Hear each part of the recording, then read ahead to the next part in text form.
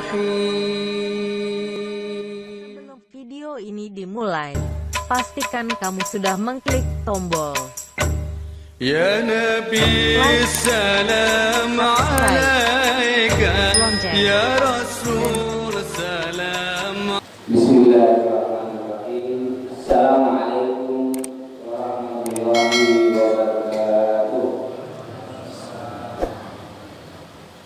Innal hamdalillah nahmaduhu wa nasta'inuhu wa nastaghfiruh wa na'udzu billahi min shururi anfusina wa min sayyiati a'malina.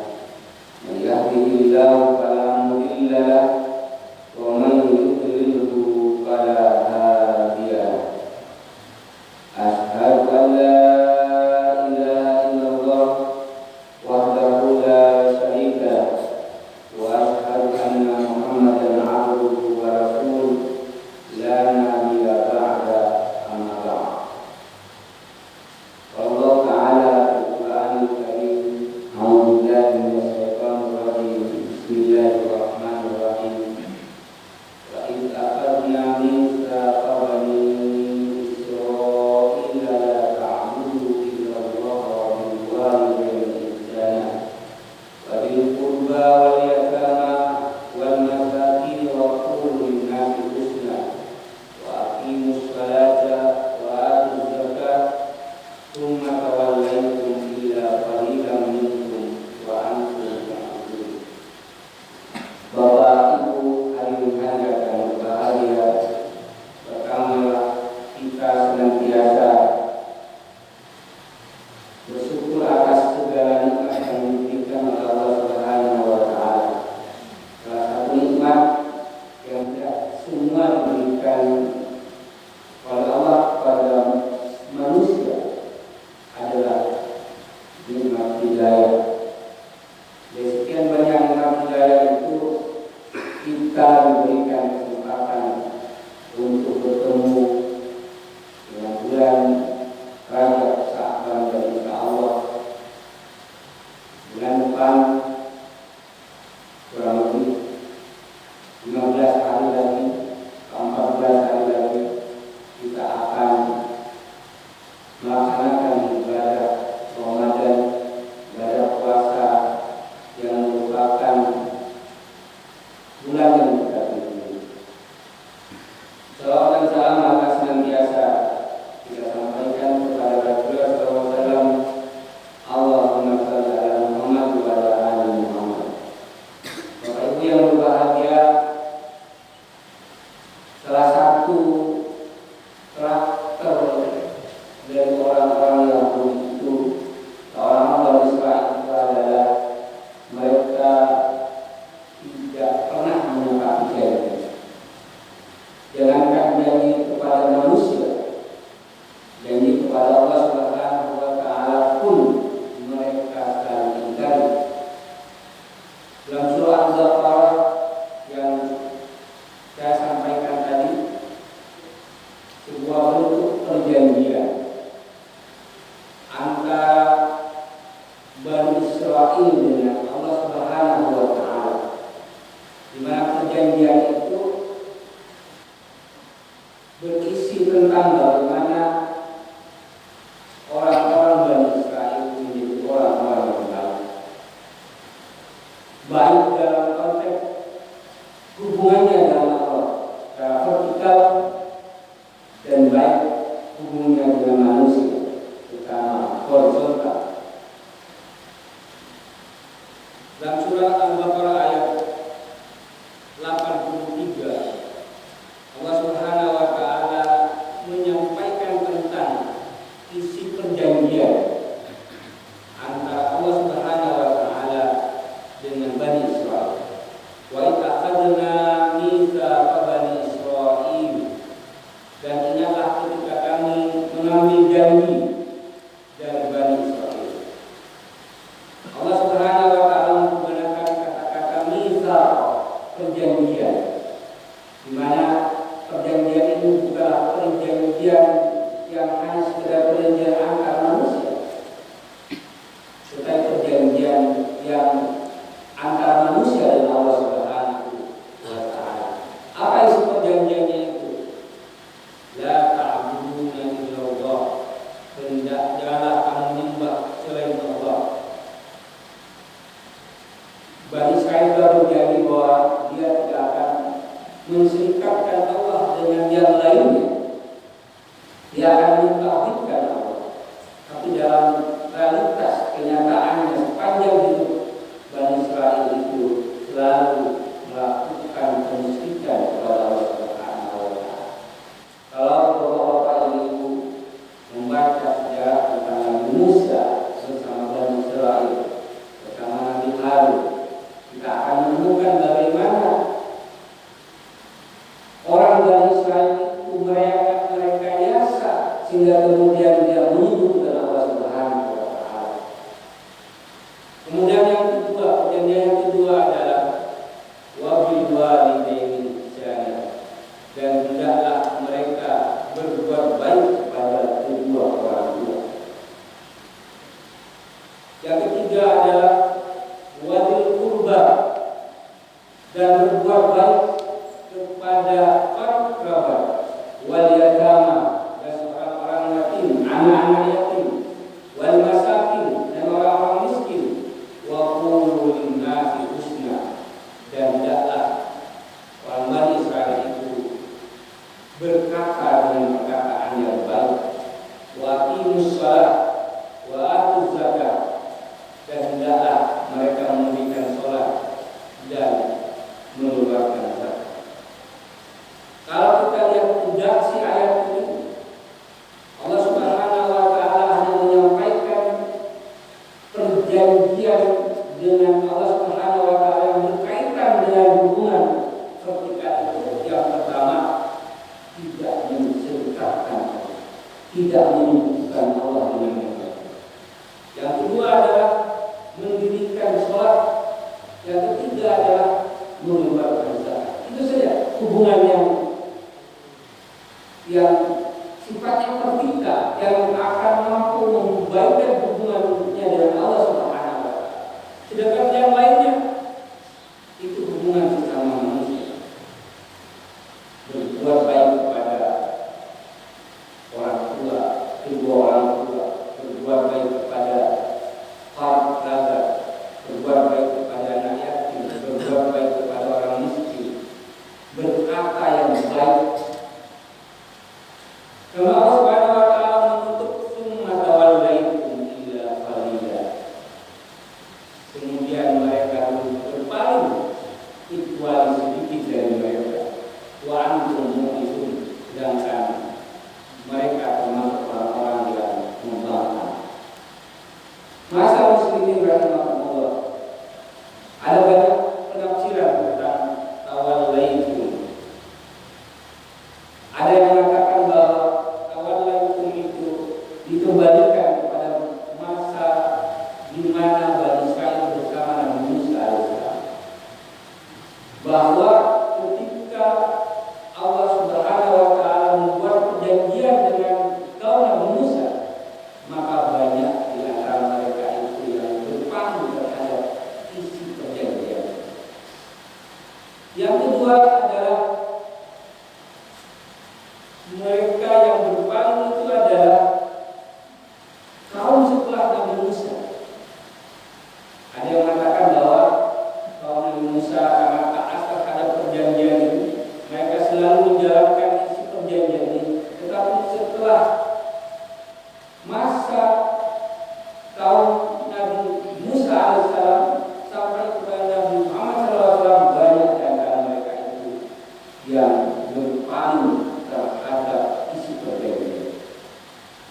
Kemudian yang dikatakan bahwa antum mu'minun, sedangkan banyak di antara mereka itu pula yang melakukan pembangkangan. Sebenarnya tawallaitum dengan mu'minun itu adalah sama artinya, tetapi ditekannya mu'minun itu kita tak bolehkan kalau membangkang, berkhianat. Dan kata tawallaitum itu berpaling, tetapi tidak melakukan perlawanan.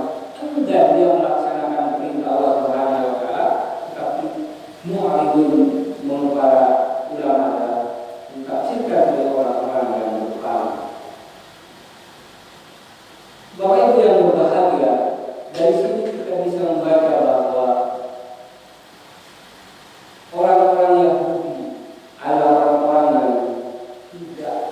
pernah menempati janjinya. Pada zaman Rasulullah SAW di kota Madinah ada dua kabilah yang menguasai kota Madinah. Kabilah itu adalah kabilah Qainuqa, Bani Qainuqa, ada Bani Nadir dan ada Bani Quraisyah. Mereka adalah golongan Yahudi yang memiliki kekuatan besar, memiliki persenjataan yang lengkap, memiliki benteng pertahanan yang kuat. Dan mereka sudah lama menunggu tentang siapa yang akan menjadi. Dan mereka selalu berkata bahwa Nabi itu selalu berasal dari kaum mereka. Namun ternyata Allah Subhanahu wa Ta'ala memilih Nabi itu bukan berasal dari Bani Israel. Dan ketika Rasul melakukan hijrah ke Yathrib dan Rasul melakukan perjanjian, karena Rasul memiliki kekuatan politik yang besar, maka orang-orang Yahudi yang ada di Madinah itu ikut dalam perjanjian yang dikenal dengan Piagam Madinah. Namun dalam kenyataannya Piagam Madinah itu tidak pernah dipatuhi oleh orang-orang Yahudi yang ada di Madinah.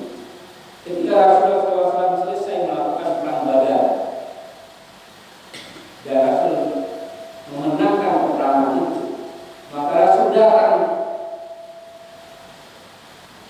ke Bani Qainuqa dan mengatakan, wahai Bani Qainuqa, perang Badar itu pelajaran besar bagi kalian. Kalau kalian ingkar tidak mengakui perjanjian antara kita dalam Piagam Madinah, maka saya tidak akan segan-segan untuk mengusir Anda dari kota Madinah. Apa jawaban orang-orang Yahudi Bani Qainuqa yang mengatakan, wahai Muhammad, kami ini memiliki pengalaman perang yang sudah lama. Kami memiliki pertahanan yang tidak dimiliki oleh orang-orang Quraisy. Jangan samakan kami dengan orang-orang Quraisy yang engkau kalahkan. Puncaknya, Bapak Ibu yang berbahagia, orang-orang Bani Qainuqa itu melakukan pelanggaran perjanjian perdamaian dengan Rasulullah SAW ketika ada seorang muslimah pergi untuk belanja ke pasar Qainuqa. Maka kemudian ada salah satu pedagang dari orang-orang Yahudi itu mengganggu kehormatan muslimah yang merupakan seorang muslim. Mereka mencoba untuk membuka cadar sang muslimah, tapi kemudian sang muslimah berteriak, dan ada seorang muslim di sana yang melihat perlakuan Yahudi itu, kemudian dibunuhlah orang-orang Yahudi tersebut. Dan apa yang terjadi? Seluruh orang Yahudi yang di pasar itu kemudian membunuh seorang muslim. Maka inilah perjanjian yang dilanggar pertama oleh orang-orang Yahudi terhadap perjanjian Badar. Bagaimana pada akhirnya?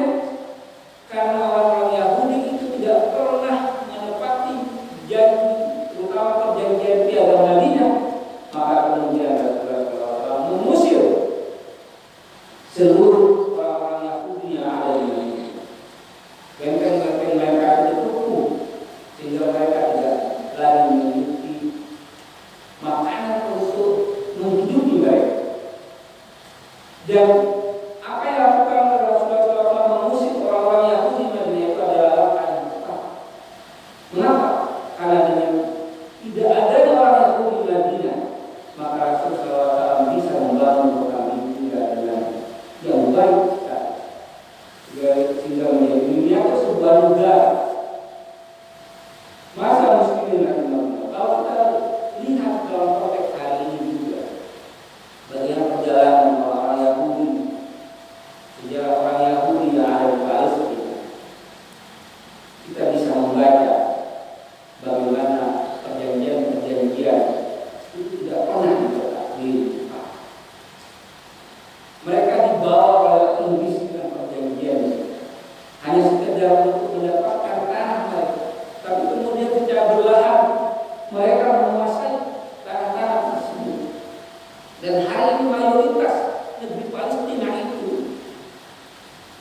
menjadi milik orang-orang Yahudi yang pada awalnya hanya sedikit, kemudian mengambil sampai hari ini kita lihat hampir tanah-tanah yang ada di Palestina itu dimiliki oleh orang-orang Yahudi, yang satu-satunya daerah yang tidak bisa diintervensi, tidak bisa dijajah, tidak bisa dikuasai oleh orang-orang Yahudi itu adalah wilayah Gaza. Sedangkan wilayah lain, wilayah yang ada di daerah Masjid Al-Aqsa misalnya, itu dikuasai oleh orang-orang Yahudi. Kalau Bapak Ibu mau berkunjung ke Masjid Al-Aqsa, maka Bapak Ibu harus izin dulu kepada pemerintah Israel, bukan kepada Palestina. Padahal dulu yang dimiliki oleh umat Islam, dan Umar bin Khattab mewakafkan tanah itu kepada umat Islam, dan seluruh pahlawan-pahlawan Muslim itu memperjuangkan agar tanah tersebut tidak dimiliki oleh orang. Salahuddin al-Ayyubi dan para pejuang-pejuang Islam adalah orang-orang yang berjuang, berjihad, jangan sampai kemudian orang-orang Yahudi ini menguasai tanah Al-Aqsa. Tapi hari ini mereka sudah berkuasa. Dan setahun yang lalu hampir saja kalau tidak ada penyerangan dari Hamas dan Israel, Masjid Al-Aqsa itu diruntuhkan dengan memilih 3 ekor sapi yang sudah mereka bawa.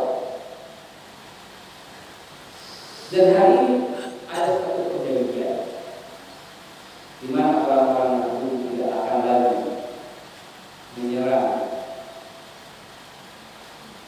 masyarakat yang ada di Gaza. Tetapi apa yang terjadi? Mereka tidak menyerang Gaza, tetapi orang-orang Muslim yang ada di sekitar daerah-daerah Baitul Maqdis itu kemudian mereka serang kembali, mereka bunuh kembali.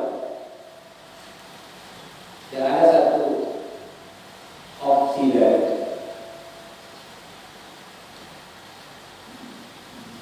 Amerika bahwa orang-orang Gaza itu mau dipindahkan dari Gaza. Kalau orang-orang Gaza itu, orang-orang Muslim yang ada di Gaza itu direlokasi ke tempat lain, maka seluruh wilayah yang ada di Palestina itu sudah dikuasai oleh orang-orang Bani Israel, orang-orang itu. Ini sebagai bentuk peringatan kepada kita bahwa orang-orang Yahudi tidak akan pernah menepati janji. Ada banyak perjanjian yang sudah dibuat oleh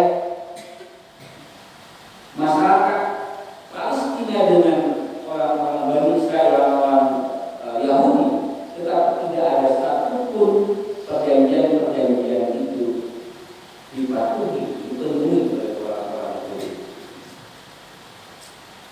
Bapak Ibu hadirin hadirat yang berbahagia, tentu kita sebagai orang Muslim yang memiliki rasa persaudaraan, tentunya kita harus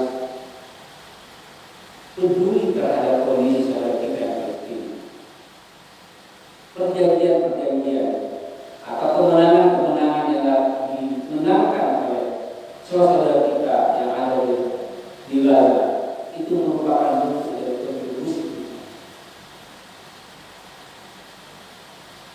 Kalau kita tidak memberikan bantuan secara materi, karena memang sangat susah sekali masuk ke wilayah sana, minimal kita berdoa kepada Allah Subhanahu wa Ta'ala dengan doa-doa tadi itu, sehingga saudara-saudara kita yang ada di Palestina